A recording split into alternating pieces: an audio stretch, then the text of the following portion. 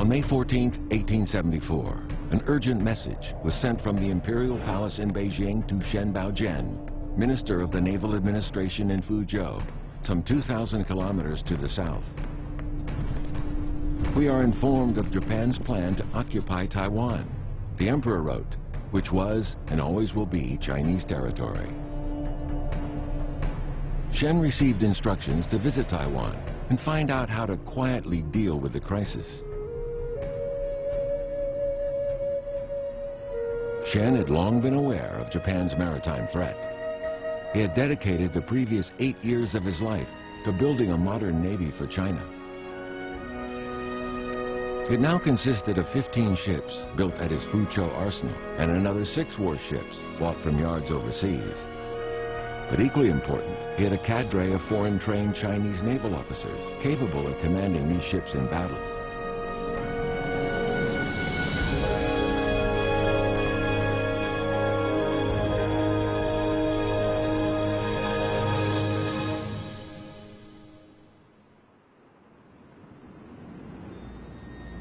In December 1872, Japanese Foreign Minister Sojima Taniomi made a secret deal in Yokohama with the former American consul in Xiamen, Charles W. Legendre. Legendre was to be hired as a special advisor in both foreign affairs and military affairs, the first time the Japanese had employed a foreigner in this way. In 1867, as consul in Xiamen, Legendre had to deal with the Rover incident. The crew of an American ship, Rover, had been murdered by Taiwan Aborigines in southern Taiwan after their vessel was wrecked. In dealing with the case, Legendre had become familiar with the Qing administration in the area. Now Japan needed someone who had experience of Taiwan, and Legendre was promised that he could become the governor of the island after a Japanese occupation. 明治维新之后，日本要成为一个强国，他很清楚他的 本身的资源或者它的领土是有限的，所以它要积极的所谓对外扩张。那扩张的途径不外2种，一个就是所谓的真韩论，就是以朝鲜半岛为跳板，然后像所谓的西方，就是他们以日本的观念是从向西边，以像朝鲜、像中国的华北或者是满蒙这一带做侵略。那南进就是以琉球为跳板像台湾 或者更南的地方做侵略。 Ryukyu was an ancient kingdom which ruled over most of the Ryukyu Islands from the 15th to the 19th century. In 1372, Emperor Taizu of the Ming Dynasty officially recognized its status as China's tributary. The islands received aid from China and trade flourished. Ryukyuans studied at the Hanlin Academy in Beijing, and official documents and histories were written in Chinese.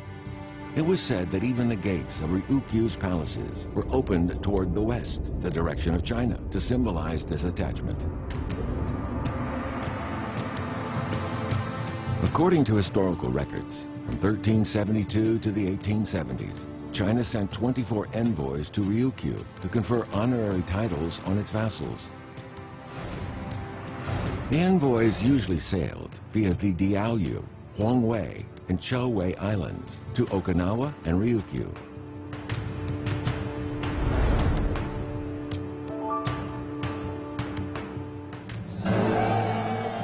In the 17th century, Japan began its expansion against Ryukyu.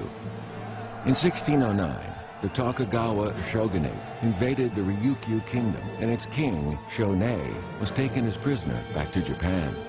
Ryukyu was thereafter forced to pay tribute to Japan. In September 1872, Ryukyu was subsumed into a Japanese prefecture.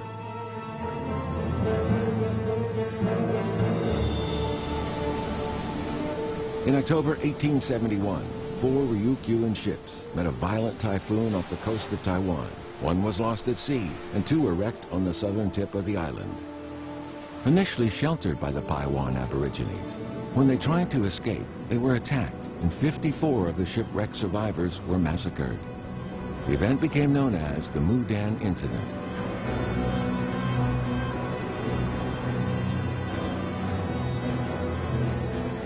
Since Ryukyu was by then occupied by Japan, the Japanese used the incident as a pretext to launch an expedition against Taiwan. The more so since the Qing government had rashly declared that the Taiwanese Aborigines were beyond their sovereignty. With the Qing denying responsibility, Legendre urged the Japanese to send troops to occupy the area.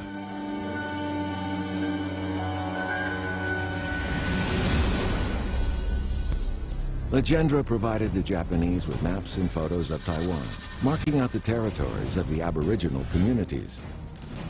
The next year, the Japanese government came up with its general guidelines for the Aboriginal communities in Taiwan. On May 6, 1874, Seigo Judo set off from Nagasaki with a Japanese expeditionary force of 3,600 men for the long-coveted Taiwan. Legendre accompanied them as advisor. Between May 10th and 22nd, the Japanese landed in Pingtung, quickly crushing any Aborigine resistance.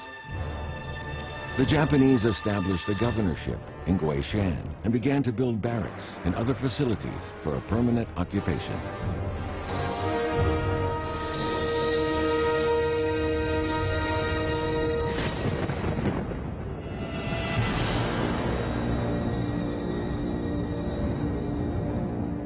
When the news reached the Forbidden City, the Qing government, hitherto equivocal about the need for a modern navy, turned to the Fujian Naval Administration as the only means of dealing with the Japanese invasion.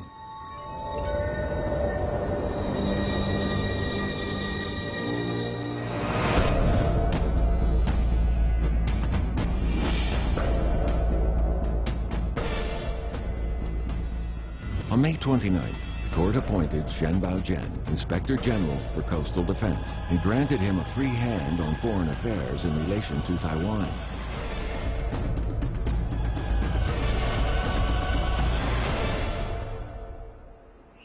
Geographically, Taiwan sat astride the sea routes from North and East China to the South and Southeast Asia. Its loss would be a great blow to Chinese interests and prestige. However, with China under threat from several different directions, Shen Baojian decided a negotiated settlement was the best solution to the issue.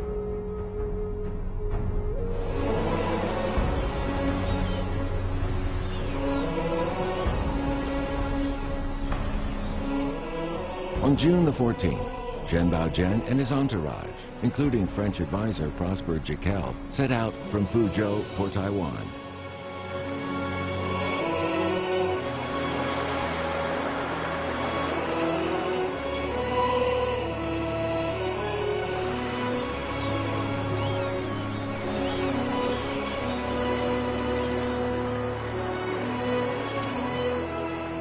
They embarked in a fleet of 5 of the arsenal's new ships, with young officers like Lu Buchan, Xia Jianbing, Yan Fu, Wei Han, and Chen Jitong aboard. All were making their first steps on the world stage to put their new learning into practice.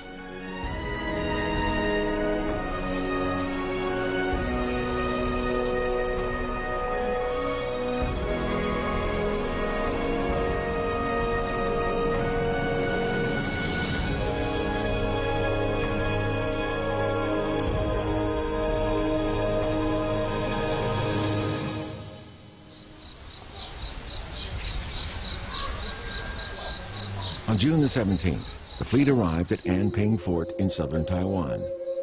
This far-flung corner of the empire was backward and crude, with desperately poor roads and limited communications.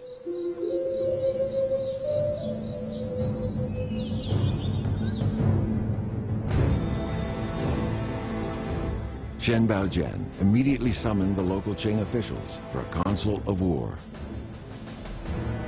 Cannons and powder were brought ashore from the fleet to boost defenses of the coastal forts.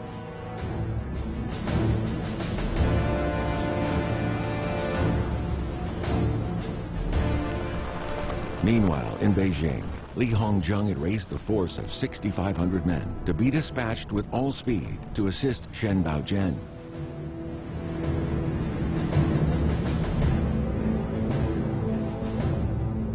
他当时采取的策略有7倭跟5方的并重，啊，7倭就是玄台吧，啊，5方就是制台吧，是吧？他是并重策略，他认为呢，生方杀人这是我们中国内政的事情，是吧？你日本无权出兵，更不能侵略中国，啊。另外呢，安民告示，就是跟这些头人呐，藩社的头人呐，建立一种关系，就是说我们会通过这种关系来帮助你们，是吧？所以很多这个藩社都规划嘛，是吧？而且表示说今后要善待海难的人。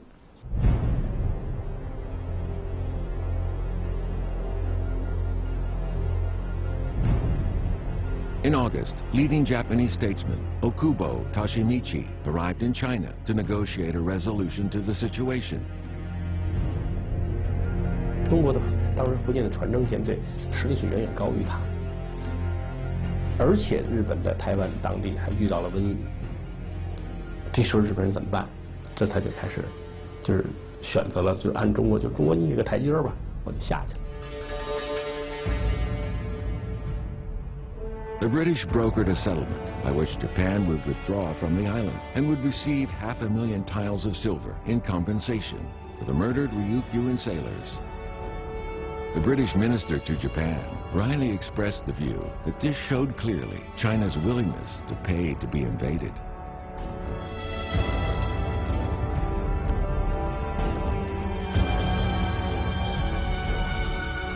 这个本身就是对船政学堂最好的褒奖。 说明你把这些不会开船的孩子们都带出来了，都能开船了，而且都能够按照你的要求把这个系统运行起来。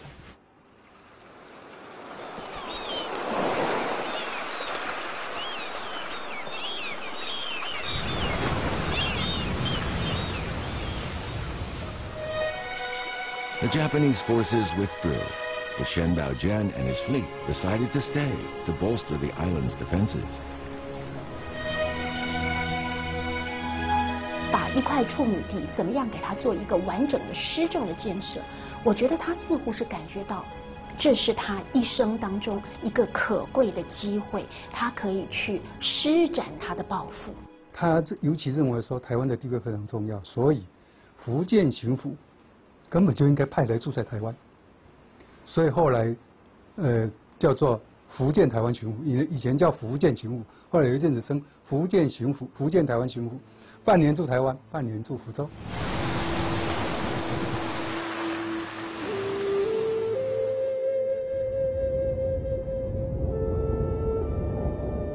There were no coastal defenses in Tainan when the Japanese landed, so Shen Baojian had built fortifications there and set up a new county government in the town.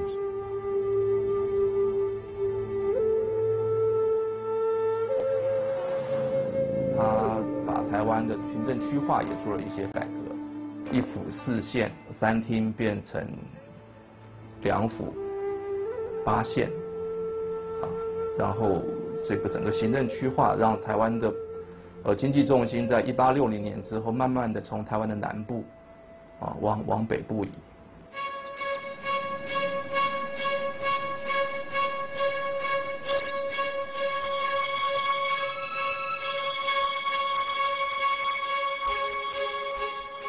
After reorganizing the island's administration, Shen Baojian took steps to deal with the Aboriginal communities in the mountains.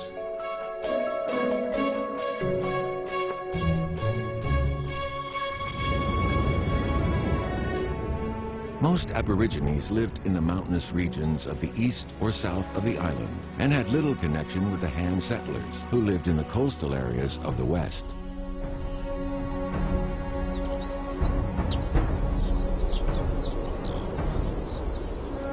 Shen Baojian set about building roads through the mountains, deploying hundreds of men from the Naval administration across the island to build 3 major roads.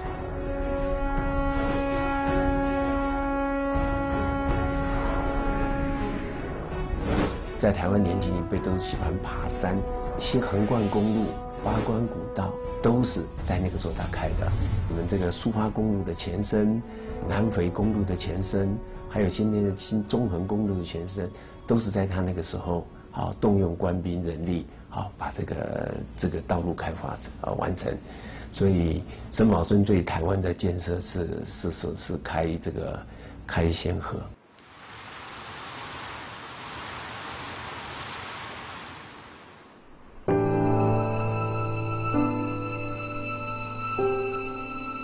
In the Taiwan Library, one can still find the book that Shen Baojian personally compiled for the Aborigines.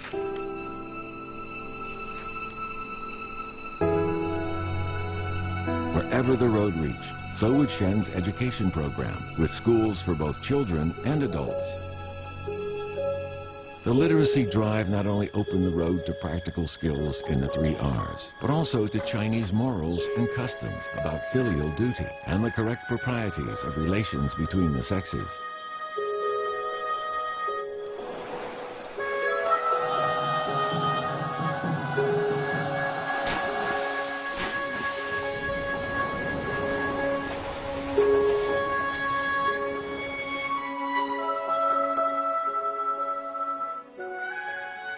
Jekyll and his Naval Academy students produced China's first proper survey maps of the island.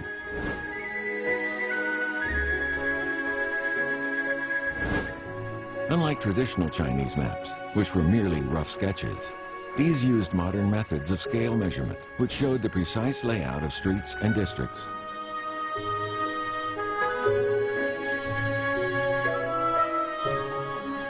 以现在的最新的台南街道的图跟它比对，他们的精确度非常高。简单的说，那个时候的传正学堂的学生，他们画这些图是真正科班出身，而且准确度相当高。就说已经他们的学习的水平，已经至少已经到达那个时候的绘图的一般世界的水平。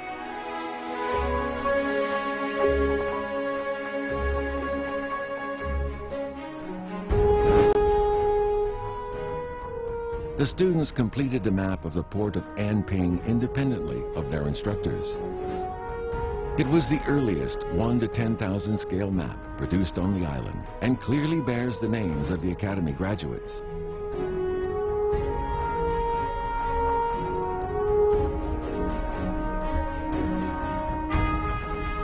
要离开台湾之前，突然接到北京上谕，就皇帝的来的命令说。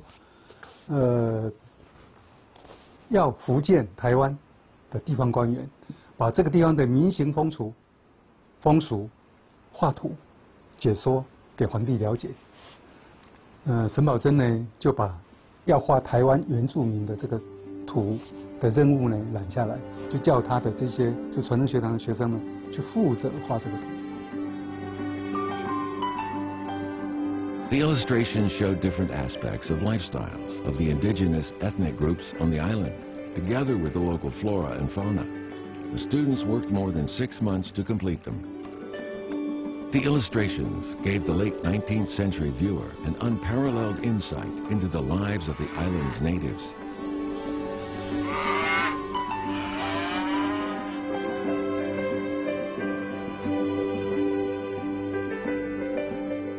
This map of the whole island is marked with Taiwan's position in terms of latitude and longitude. The map and the illustrations of each of the island's 36 indigenous minority groups are still all held in Beijing's Palace Museum.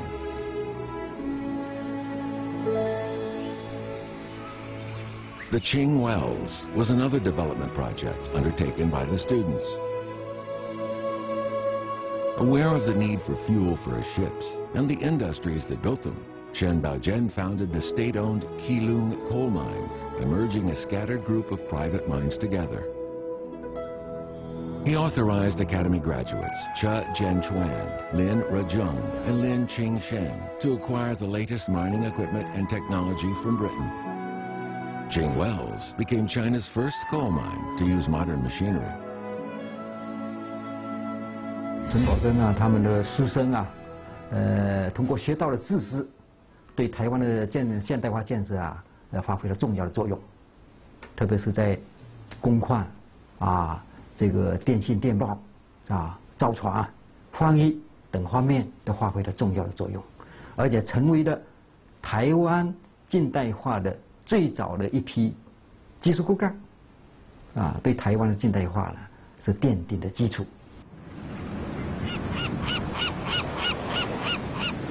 In July 1874, Shen Baojian took his students to the coast at Tam Shui to look at the possibility of establishing a telegraphic link between the island and the mainland at Foochow. The telegraph had been introduced to China after the Second Opium War. In contrast to the court conservatives, who rejected any modern inventions from the West, Shen Baojian was intrigued by its possibilities. In subsequent correspondence with Li Hongzheng, he repeatedly mentioned the importance of telegraphic communications between Taiwan and the mainland.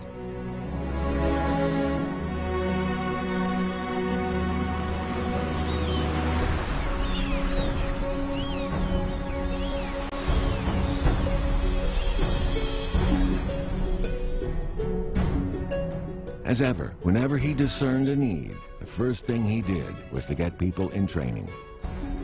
A year later, a school of telegraphy was added to the Naval Academy. It was China's very first telegraphic training school. By 1882, it had 140 graduates who would later become the founders of China's modern communications industry.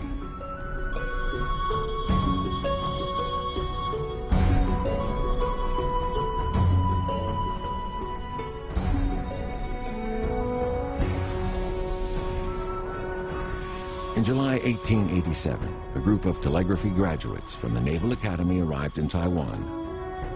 Their aim was to lay undersea telegraph lines across 117 nautical miles of the Taiwan Strait.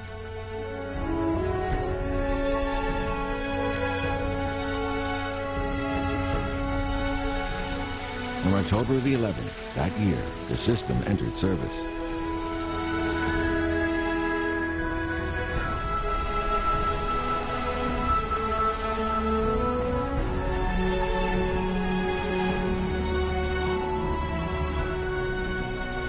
海底电缆的建设啊，是很了不起的一件事情。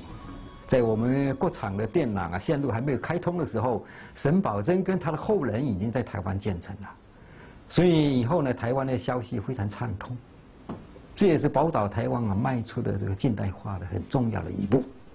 等于说，在牡丹社事件之前，大清王朝对于台湾基本上是消极的姿态，为防台而治台并没有一个非常积极的有效率的作为。那1874年之后，从沈葆桢，然后后来的丁日昌乃至于后来刘铭传，等于说在自强运动后期、中后期最优秀的一批人才干才都派到台湾来，使得台湾在整个自强运动中后期的现代化的历程里面是领先内地的而且有非常长足的一个进步发展奠定了台湾现代化的一个基础。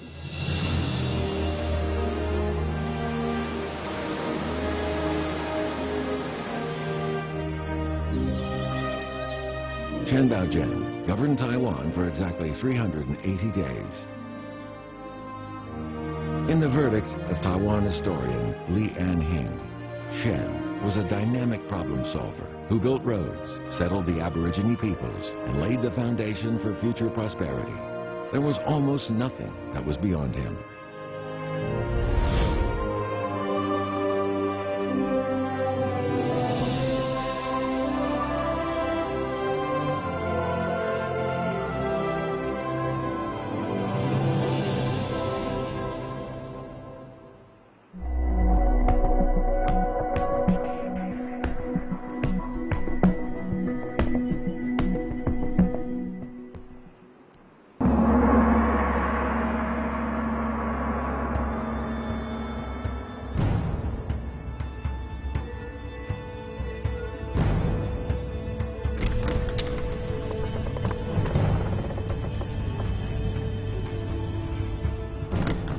Japan's incursion into Taiwan in 1874 had been a wake-up call to the Qing court. It settled the dispute about the value of a modern navy. Japan had been seen as a peripheral island state, but with a few ships, it had been able to occupy Taiwan. This was as humiliating to the court as it was shocking. Following the arbitrated settlement, coastal defense took on a new urgency.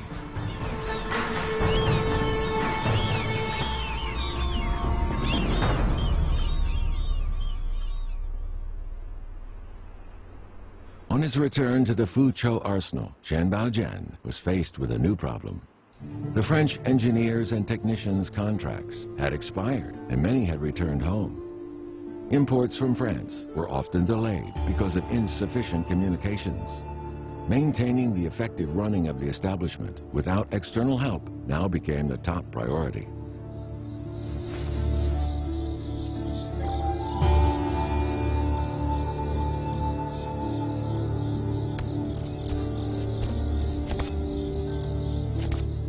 It was then that graduates Wu Dezheng and Lord Junlu presented to him plans for a ship of their own independent design. It was to be a 50-horsepower warship built from the remaining stocks in the warehouse. Impressed by their daring and initiative, Chen Baojian encouraged them to start work. However, lacking complete confidence in the outcome, he didn't even give the project a name. He said, when the ship is built and successfully tested, we'll discuss how to name her.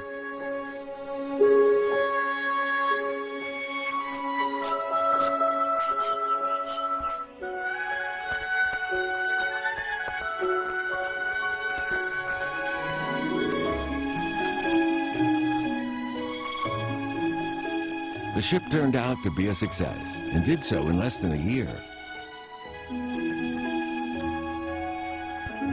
A well-satisfied Chen Baojian named the ship Yi Xin, meaning new craftsmanship.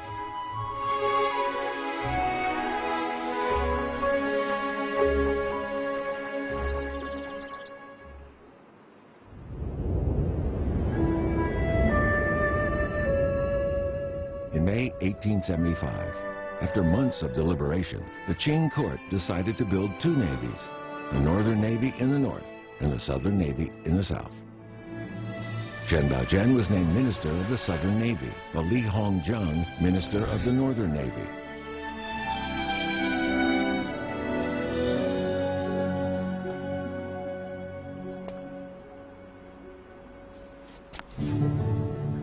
However, Shen seemed less than enthusiastic about this appointment.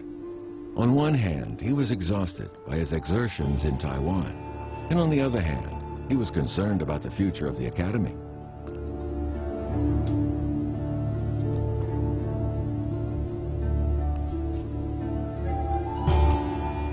To ease this concern, the court appointed Ding Recheng, another capable minister who supported the self-strengthening movement, to replace Shen at Fuzhou.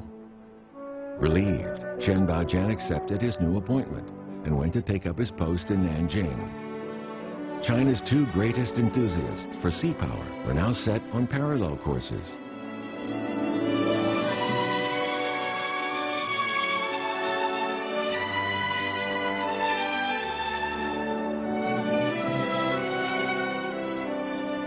However, a new problem soon emerged.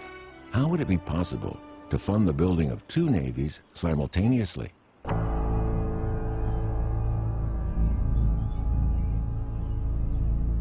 In late 1875, Shen wrote to Li Hongzheng, suggesting that the Northern Navy receive first priority since it protected North China and the imperial capital. If the funding is split between two, it will weaken both navies and impair the success of either one.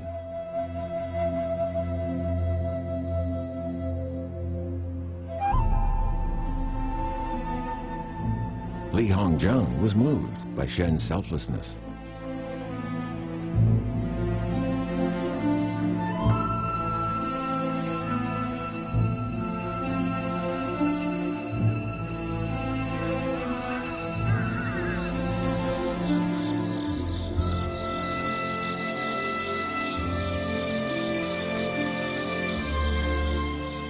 In preparing for his new navy, Li Hongzheng was faced with another difficulty: the scarcity of human resources.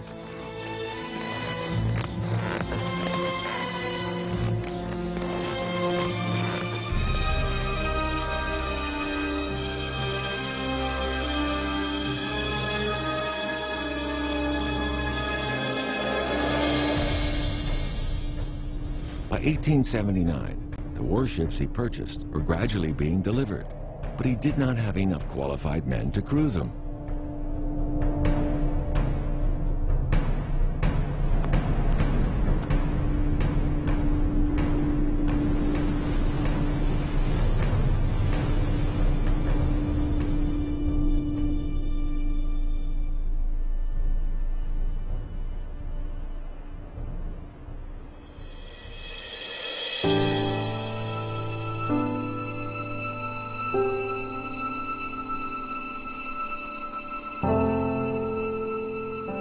Chen Baojian made another suggestion. The new ships should be crewed by officers who had studied in the West and commanded by men who had shown courage and ability in battle.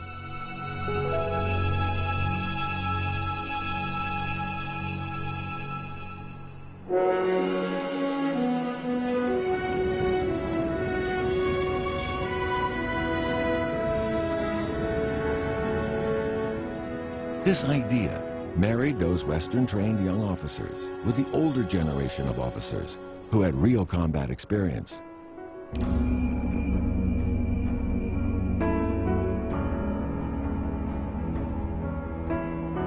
李鸿章就始终说了一句话嘛。后来李鸿章是受理办理那个北洋舰队，他就直接跟沈葆桢怎么说？在整个中国的官场上，这样的事情我只能请教于你。 Li Hongzhang followed Chen Baojian's suggestion by appointing Ding Rucheng, a famous general of the Huai Army, as commander of the Northern Navy, and recruited a group of young men who graduated from the Foochow Academy and had received their full training overseas.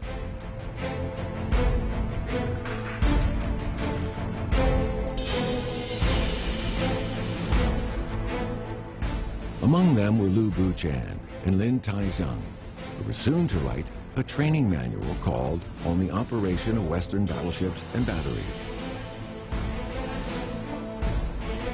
They would go on to draft the regulation book for the Northern Navy.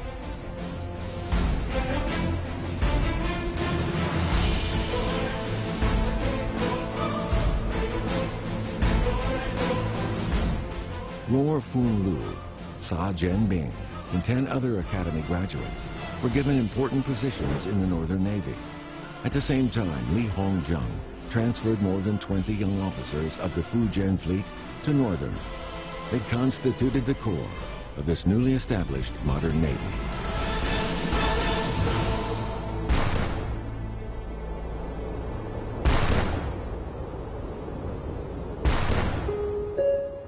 In August 1881, Li Hongzhang set up the Northern Naval Academy at Dagu near Tianjin.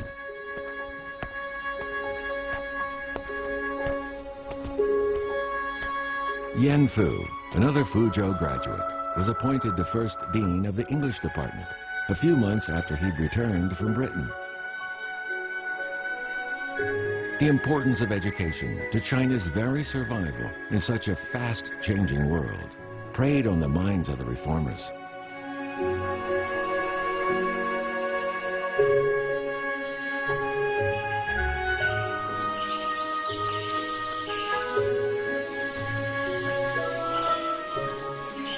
Sa Jianbing emphasized stamina building in his training. He had a good rapport with his students and excelled at motivating them. He would lavish praise on anyone who made exceptional progress and even reward them with his personal possessions. He gave away both his pocket watch and his wicker chair to this end.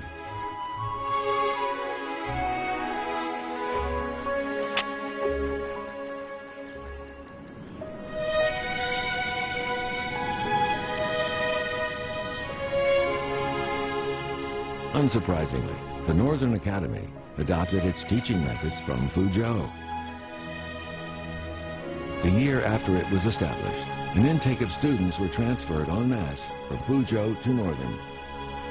The alien dialects of Fujian rattled through the air of the Northern Academy as they drank their oolong teas.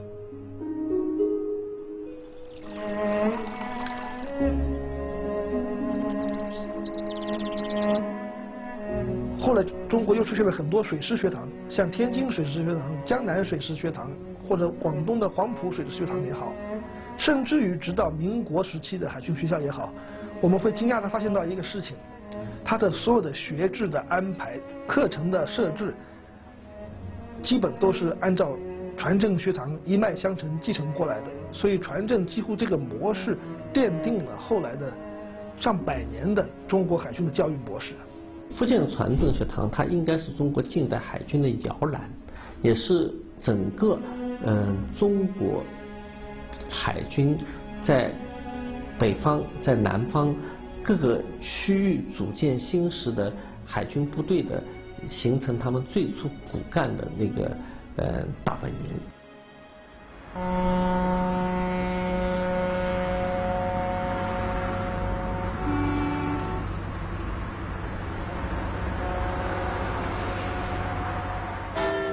In early 1881, a heated debate took place in the British Parliament over whether a Chinese fleet should be allowed to dock at British ports.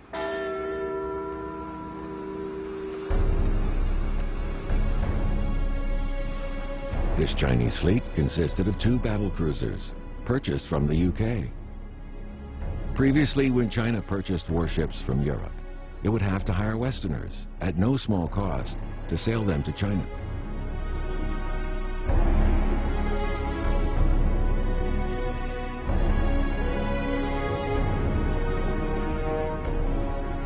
This time, Li Hongzheng wanted to send his own officers and crews to take possession of the vessels.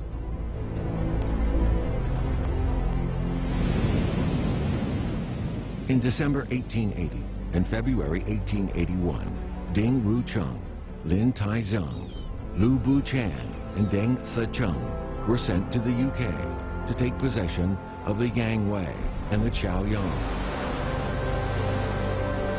远航它实际表明了一种能力，表明了你的这个活动的这个范围，表明了你对这个可能发生的世界事物能否有能力取得发言权。所以呢，纽卡斯尔接见这个事儿本身，不仅仅在于接回这2条舰，而在于它的这个象征的意义。 Li Hongzheng was a popular and respected figure among the British political establishment. The Parliament voted in favor of the Chinese naval officers' right to dock at British ports when taking their ships home. Thus, 264 Chinese naval officers and seamen arrived at Newcastle docks on April 24, 1881.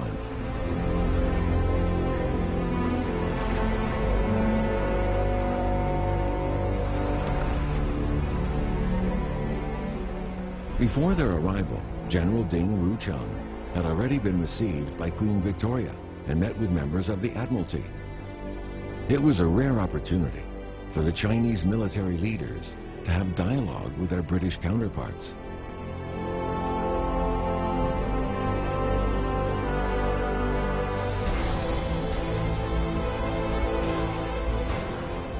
While in Newcastle, Ding Wucheng and Lin Taizong were invited to attend a centenary celebration of George Stephenson, inventor of the first railway engine.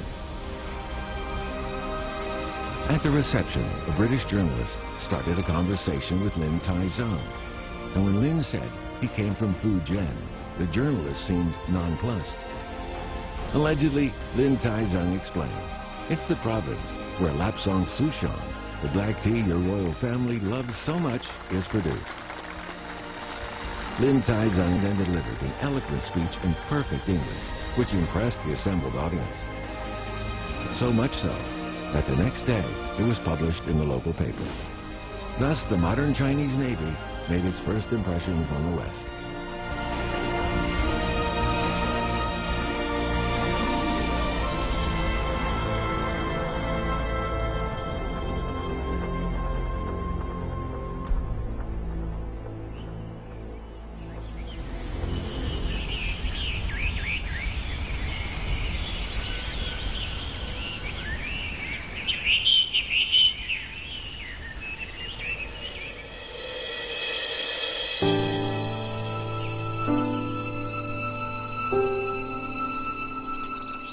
While the Navy's new officers enjoyed the social whirl of Newcastle-on-Tyne, the 28-year-old Wei Han and his classmates, who had studied shipbuilding in France, were busy at work at the Foochow Arsenal's Design Institute. Their goal was to build a steel-hulled battlecruiser without any foreign assistance. The design was a modification of a French ship.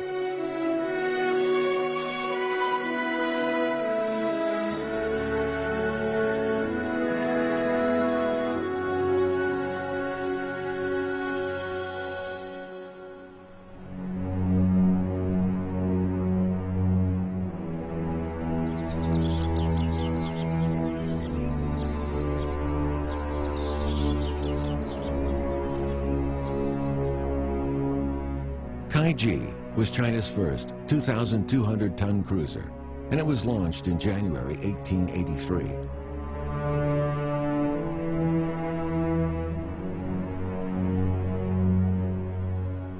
The ship aroused such enthusiasm in China's coastal provinces that in less than a year, the governors of these provinces ordered 4 cruisers of similar design.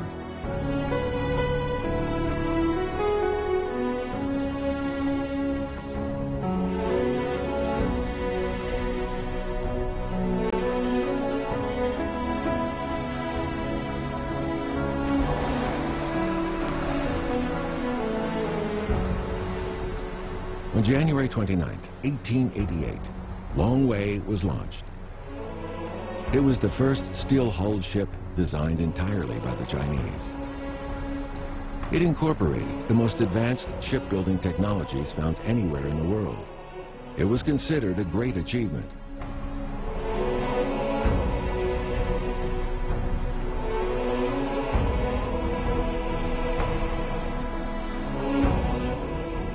Long Wei was renamed as Ping Yuan and allocated to the Northern Navy. In the sea battle that was to come between China and Japan, the performance of the Ping Yuan was one of the few redeeming features of an otherwise desperate day.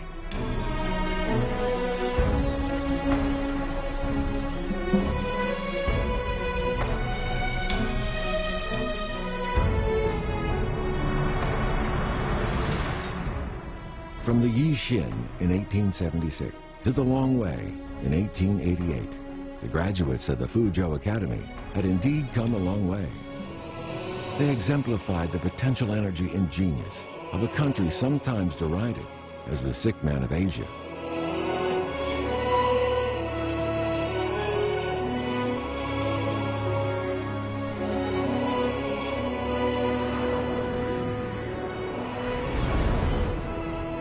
福州船政学堂呢，我们不能仅仅把它看成一个造船的一个工业学校或者一个海军学校，实际上它是在整个中国近代化的过程中，这个多方面的人才的培养，而且呢是应该说起了很重要的作用。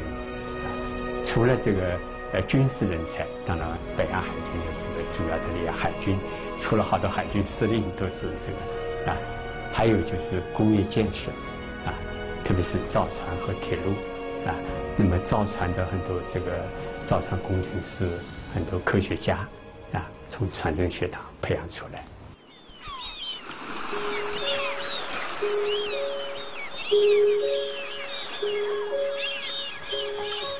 On December 17, 1888, the Northern Navy was officially established in Weihai in Shandong, with General Ding Rucheng as Commander-in-Chief.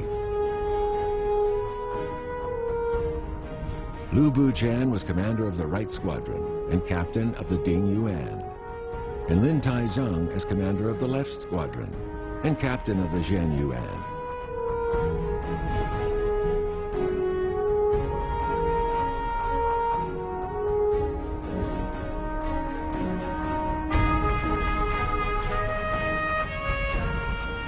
Graduates from the Foochow Academy filled all the other important positions. Li Hongzheng more than once called the Foochow Academy the foundation of the Chinese Navy.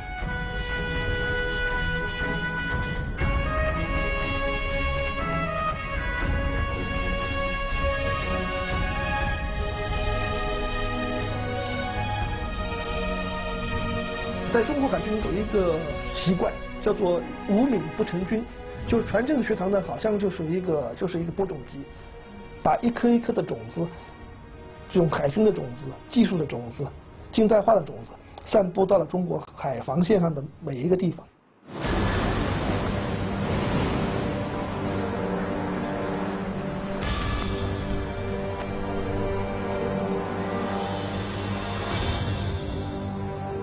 The Northern Navy, with 25 ships and more than 4,000 men, was considered the best in Asia.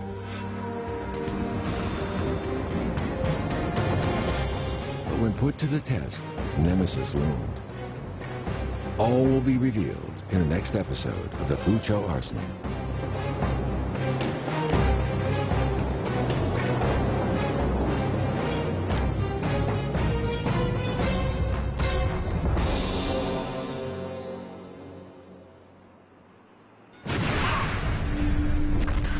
Within half an hour, one was almost completely destroyed. The reasons are controversial to this day.